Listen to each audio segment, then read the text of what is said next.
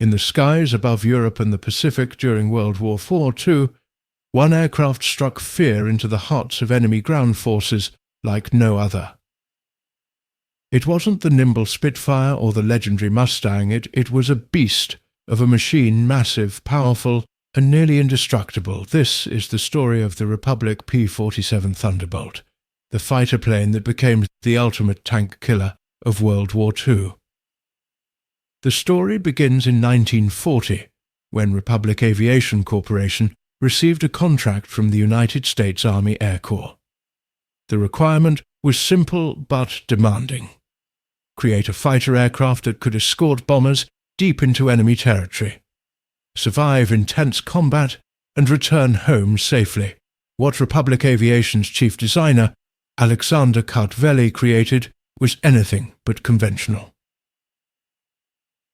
The P-47 was built around the most powerful engine available, the Pratt Whitney R2800 double Wasp, a massive 18-cylinder radial engine producing over 2,000 horsepower. This wasn't just any engine, it was a masterpiece of engineering, weighing over 2,300 pounds and displacing 2,804 cubic inches. To put that in perspective, this single aircraft engine had more displacement than 6 modern car engines combined. To harness this enormous power, Kartveli designed the largest single-engine fighter of the war. The P-47 weighed over 7 tons when fully loaded, nearly twice as much as a Spitfire. Its fuselage was so wide that pilots joked they didn't sit in the cockpit, they wore the airplane. But this size was no accident. Every pound served a purpose: armor protection, fuel capacity, and most importantly, devastating firepower. The P-47's primary armament was nothing short of awesome. 8 Browning M 2.50 caliber machine guns, 4 in each wing, capable of firing 3,400 rounds per minute combined. Each gun was supplied with 425 rounds of ammunition. When a Thunderbolt pilot squeezed the trigger, he unleashed a stream of half-inch bullets that could shred enemy aircraft, destroy vehicles, and even damage armoured targets. Pilots called it 8 hammers of hell. The prototype XP-47B first flew on May 6, 1941. Test pilot Lowry Brabham took the massive fighter into the sky and immediately recognized its potential. Despite initial concerns about its weight and size, the Thunderbolt proved to be fast, reaching speeds over 400 miles per hour at altitude. But there were problems to solve. Visibility from the Razorback canopy was poor, and the controls were heavy at high speeds. Early production models, the P-47B and P-47C, began rolling off the assembly line in 1942. These early Thunderbolts featured the Razorback canopy design, which limited pilot visibility. Republic Aviation produced these aircraft at an incredible pace, but it was clear that improvements were needed. The Army Air Force wanted better visibility, longer range, and improved high-altitude performance. The solution came with the P-47D model, a revolutionary bubble canopy that gave pilots unprecedented all-around visibility. This single modification transformed the Thunderbolt into an even more effective fighter. Pilots could now spot enemy aircraft from any direction, making them far more effective in combat. The P-47D would become the most produced variant, with over 12,000 built. In late 1942 and early 1943, the first P-47 Thunderbolts arrived in England with the 8th Air Force. American pilots, many of whom had trained on lighter fighters, were initially skeptical of the massive aircraft.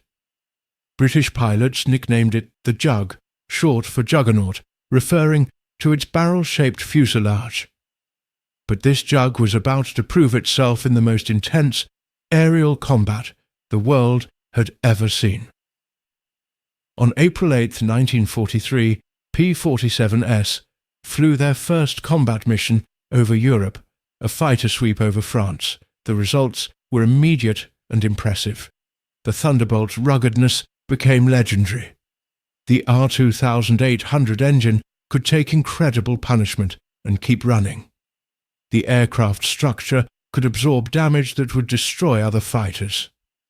Pilots discovered they could dive away from enemy fighters at speeds no other aircraft could match. The P-47's primary mission was bomber escort, protecting the massive formations of B-17S and B-24s flying deep into Germany. But there was a problem range. Early P-47s could only escort bombers to the German border before having to turn back. This left the bombers vulnerable during the most dangerous part of their mission. Engineers worked frantically to extend the Thunderbolt's range. The solution came in the form of external drop tanks. These disposable fuel tanks carried under the wings and fuselage could be jettisoned when empty or when entering combat. With drop tanks, the P-47's range increased from 475 miles to over 800 miles. This extension meant Thunderbolts could now escort bombers deep into Germany, dramatically reducing bomber losses. In air-to-air combat, the P-47 excelled. Its 8.50 caliber machine guns could destroy enemy fighters with short bursts. The Thunderbolt's superior high-altitude performance meant it could engage German fighters on equal or better terms. Its diving speed was unmatched. P-47SS could dive away from any threat. By mid-1944, P-47S had achieved air superiority over Europe, shooting down thousands of Luftwaffe aircraft. But the P-47's greatest contribution to victory would have come not from the skies but from attacks against ground targets. Pilots discovered that the Thunderbolt's ruggedness made it ideal for ground attack missions. It could fly low, absorb ground fire that would destroy other aircraft, and deliver devastating firepower against enemy positions. The Thunderbolt was about to become the most feared ground attacker aircraft of the war.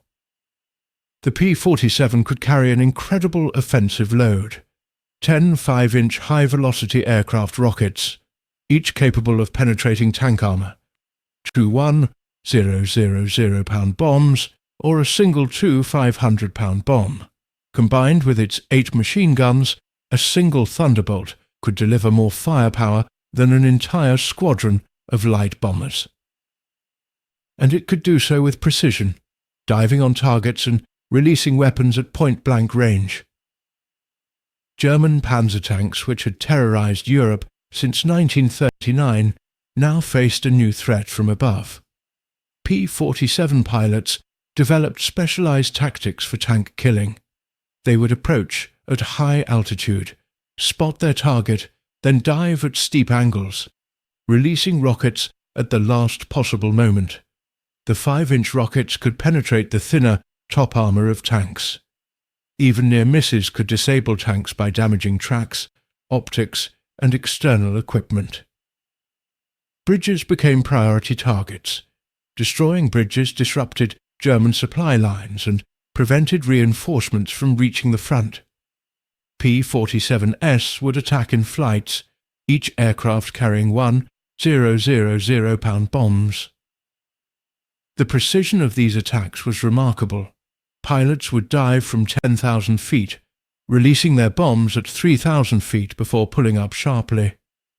Bridges across France and Germany fell one by one.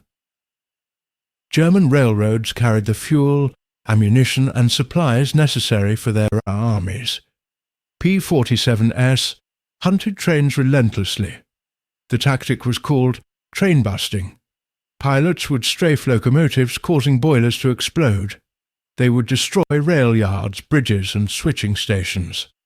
By late 1944, German rail transport in occupied territories had virtually collapsed. Their armies were starving for supplies. The P-47's survivability became legendary. There are countless stories of Thunderbolts returning to base with incredible damage. Aircraft returned with hundreds of bullet and shrapnel holes. Pilots brought back planes with cylinders shot off the engine, control surfaces shredded, and entire sections of wing missing. The R2800 engine, in particular, was famously reliable. It could run with several cylinders destroyed, leaking oil, and still bring its pilot home. One of the most famous survival stories involved Captain Robert S. Johnson.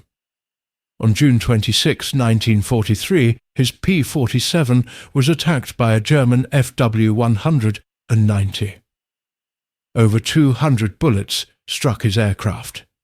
The canopy was shattered, the engine damaged, and Johnson himself was wounded. Yet the Thunderbolt kept flying. Johnson flew his crippled aircraft back across the English Channel and landed safely. The incident became proof of the P-47's incredible toughness. On June 6, 1944, D-Day, P-47 Thunderbolts provided crucial air support for the invasion of Normandy. Painted with distinctive black and white invasion stripes for identification, Thunderbolts flew continuous missions over the beaches. They attacked German strongpoints, destroyed artillery positions, and prevented German reinforcements from reaching the coast. Allied soldiers credited the P-47S with saving countless lives during those critical first hours. In August 1944, German forces were trapped in what became known as the Falaise Pocket. P-47S, along with other Allied aircraft, turned this pocket into a killing ground. For days, Thunderbolts attacked the trapped German columns relentlessly. Thousands of vehicles were destroyed, hundreds of tanks eliminated. The destruction was so complete that soldiers called it the Corridor of Death. The German army in France never recovered from this catastrophe. The P-47 produced many American aces. Colonel Francis Gabby Gabreski achieved 28 aerial victories flying Thunderbolts.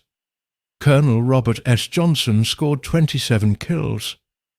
These men and hundreds of other P-47 pilots became masters of their massive fighter.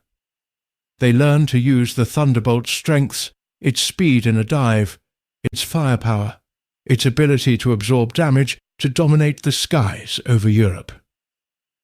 The 56th Fighter Group, nicknamed Zemke's Wolfpack after their commander Colonel Hub Zemke, became the most successful P-47 unit.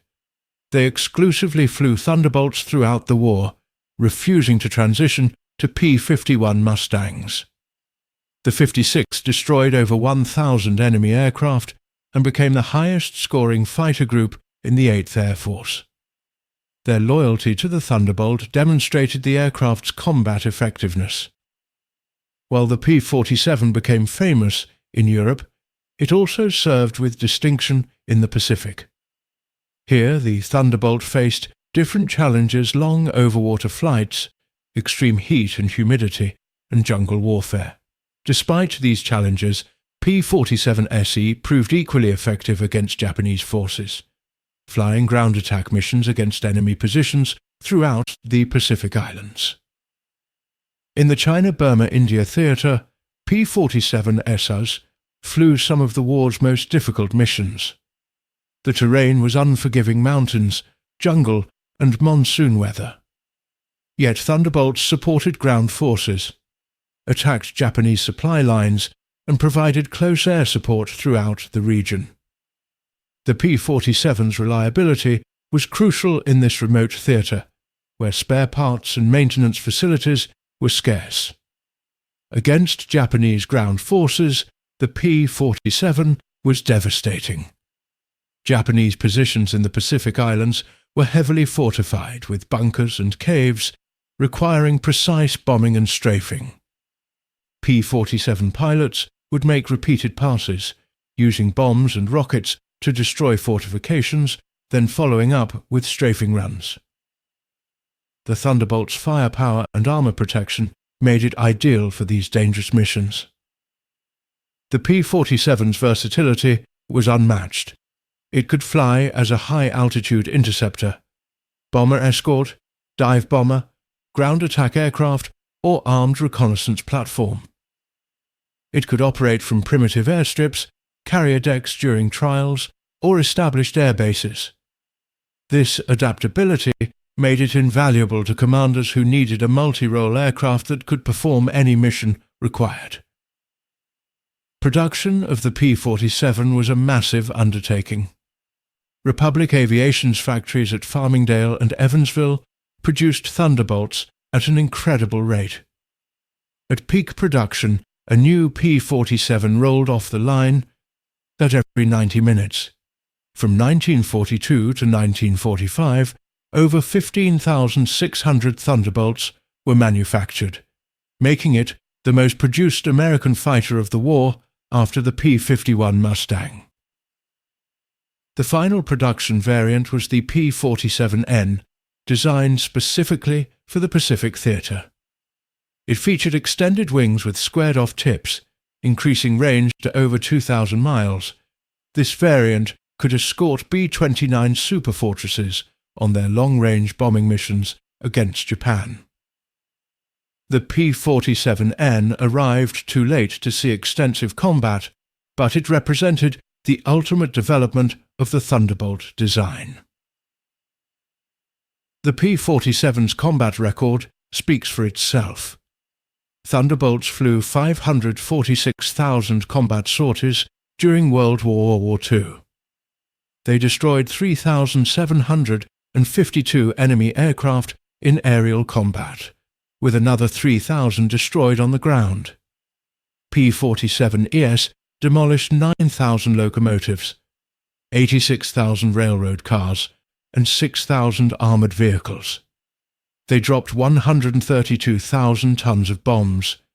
The loss rate was remarkably low, only 0.7% per mission, testament to the aircraft's survivability. Pilots who flew the P-47 developed a deep affection for the aircraft. They trusted it completely. Many credited the Thunderbolt with saving their lives, bringing them home despite catastrophic damage and injury. The nickname Jug became a term of endearment. Pilots said you didn't fly the P-47, you strapped it on. It was heavy, it was powerful, and it was nearly indestructible. For pilots who flew it in combat, there was no better aircraft. After World War II, the P-47's service continued. Many countries purchased surplus Thunderbolts for their own air forces. Brazil, Peru, Colombia, and several other nations flew P-47S well into the 1950s. France used Thunderbolts during the First Indochina War. These post-war operations demonstrated that even as jet aircraft emerged, the P-47 remained a capable combat aircraft. When the Korean War began in 1950, P-47S was still in service with the Republic of Korea Air Force. Although quickly overshadowed by jets and more modern propeller aircraft, these Thunderbolts flew ground attack missions during the war's early phases. It was one of the last times the P-47 saw combat, marking the end of an era. Some P-47S found a second life in civilian hands. Modified for air racing with excess weight removed and engines tuned for maximum performance, these Thunderbolts competed in post-war air races. Although never as popular in racing as Mustangs or Bearcats, racing P-47SS demonstrated the aircraft's performance potential when pushed beyond military specifications. Today, approximately 50 P-47 Thunderbolts survive. Preserved in museums and private collections worldwide, these aircraft represent an irreplaceable connection to aviation history. Museums like the National Air and Space Museum, the American Air Museum in Britain, and others maintain pristine examples. These preserved Thunderbolts allow future generations to appreciate the engineering and courage of World War II. A handful of P-47S remain airworthy, flying in airshows and commemorative events. The sound of a P-47's R2800 engine at full power is unforgettable, a deep, thunderous roar that seems to shake the ground. When one of these aircraft passes overhead, spectators experience a living connection to history. These flying Thunderbolts are national treasures, maintained by dedicated warbird owners and restoration specialists. The P-47's engineering influenced post-war aircraft design. Its turbo supercharger system, allowing high-altitude performance, became standard on subsequent aircraft. The aircraft's structural design, built to withstand extreme stresses, informed safety standards. The philosophy of building robust, survivable aircraft that could sustain damage and return home influenced military aircraft design for decades. The Thunderbolt proved that bigger, heavier, and tougher could mean more effective. The P-47 Thunderbolt captured the American imagination during World War II. It appeared in propaganda posters, newsreels, and magazine articles. The aircraft symbolized American industrial might and technological superiority. Stories of its combat successes and incredible survivability made headlines. The Thunderbolt became an icon of American air power, representing the nation's commitment to victory. The P-47 is often compared to its contemporary, the P-51 Mustang. While the Mustang had longer range and better high-altitude performance, the P-47 was tougher, carried more ordnance, and excelled at ground attack. The two aircraft were complementary rather than competitive. Together with the P-38 Lightning, these three fighters gave the United States Army Air Forces unmatched versatility and combat capability. Behind every P-47 were thousands of American workers who built these aircraft under enormous pressure. Many were women who entered the workforce for the first time during the war. They worked around the clock in shifts, assembling the complex aircraft with precision and dedication. These workers understood that every Thunderbolt they completed could save American lives. Their contribution to victory was immeasurable. Keeping P-47s combat-ready required innovation and dedication from ground crews. Working in all weather conditions, often under fire, these mechanics performed miracles. They repaired battle damage, replaced engines, and kept aircraft flying despite shortages of parts and equipment. A pilot's life depended on the ground crew's work. These unsung heroes ensured that Thunderbolts were always ready for the next mission. Despite the P-47's survivability, many pilots never returned home. Over 3,500 Thunderbolts were lost in combat. Each loss represented not just an aircraft, but a trained pilot, someone's son, brother, husband, or father. These men flew dangerous missions day after day, knowing the risks. Their sacrifice helped secure victory and preserve freedom. They must never be forgotten. The P-47's turbo supercharger system was a technological marvel. This complex system used exhaust gases to drive a turbine that compressed incoming air, maintaining engine power at high altitudes. The system allowed the P-47 to operate effectively at 40,000 feet, where other aircraft struggled. This technology, refined through combat experience, represented a significant achievement in aircraft engineering. Individual P-47s achieved remarkable records. Some aircraft survived hundreds of combat missions. The most successful P-47 aces achieved victory tallies exceeding 25 enemy aircraft destroyed. Ground attack specialists destroyed hundreds of enemy vehicles. These achievements demonstrated not only pilot skill but also the aircraft's reliability and combat effectiveness, mission after mission. The P-47 was not without weaknesses. Its weight and size made it less maneuverable than lighter fighters like the FW-190 or Bf-109 in turning combat, It required long runways for takeoff and landing.